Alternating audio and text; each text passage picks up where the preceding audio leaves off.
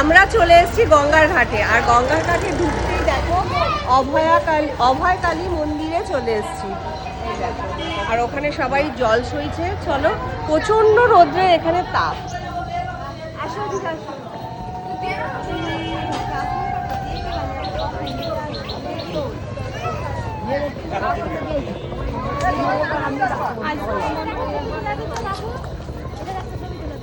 ওই মনে গরমে ঝলসে গেছে, তাই ঝলসে গেছে।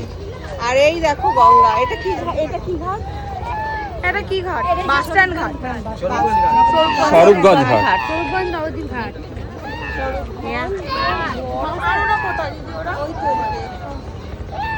কি ভাল লাগছে, কতদিন বাদে এই গঙ্গাটা দেখছি। না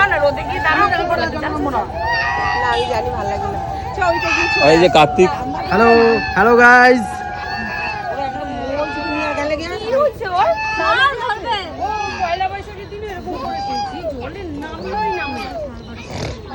তা চলো, এখন বিড়ালের আমরা ভিজবো, কিন্তু রোদ্দুরে এত জল নেই, সবাই পাগল পাগল অবস্থা। আমরা গাছের ছায়ায় একটু দাঁড়িয়ে আছি, আবার পরে ভিডিও নিয়ে আসছি।